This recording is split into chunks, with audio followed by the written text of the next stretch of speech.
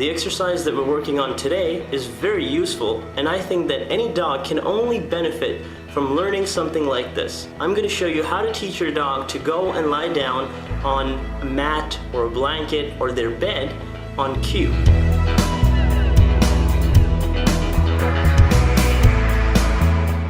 If taught properly, not only can this help manage the dog a lot better, but it's also very useful in helping your dog relax, whether it's going to be in a new environment like at the vet, or if you go camping, or even just around the house.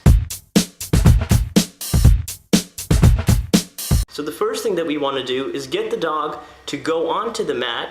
A good place to start is by throwing a treat onto the mat and then clicking as soon as the dog steps on it.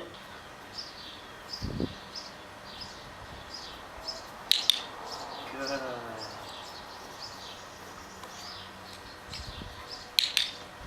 Good job.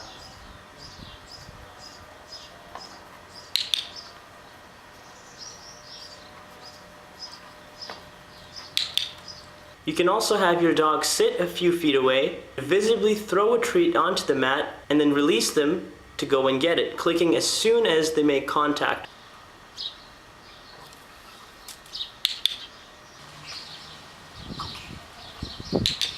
Yes, good job.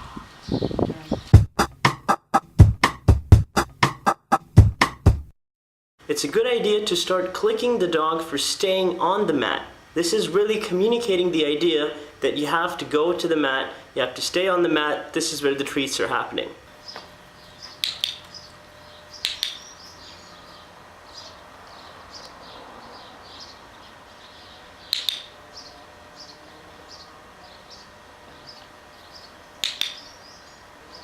Because eventually we want the dog to go to the mat and stay there until they're released, we can now start using a release word. Consistently release the dog before they get off the mat.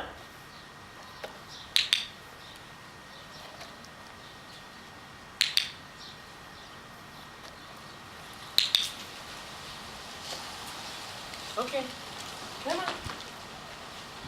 Good job. Okay. Yes, good job. Okay. Yes.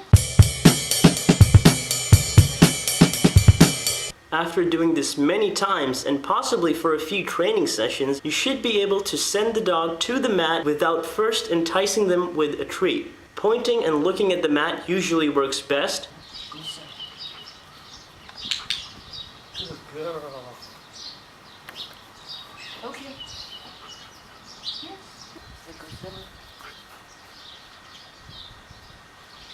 If you are having some difficulty with this, you can pretend to throw a treat using a hand motion that they are already familiar with, and a lot of dogs will catch on to this pretty quickly.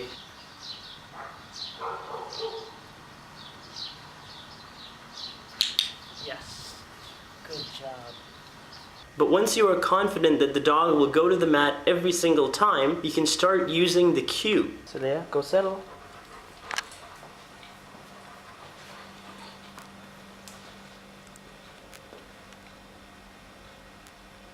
Also, get your dog used to going to the mat from a lot of different angles.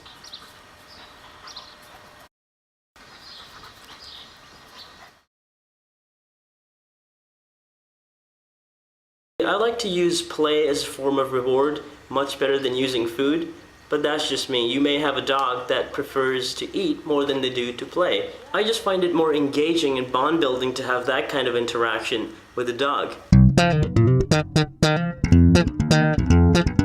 The next step is to start practicing this in different places. Starting with lesser distractions, you can work your way up to more and more distracting locations. This is actually the same method that we use to teach a dog to go to their crate, especially for dogs that are a little bit wary at first of going into a crate. It's a very gradual process to get them accustomed to it. Once they're comfortable going to a mat, you can start placing the mat inside the crate. Go to your crate.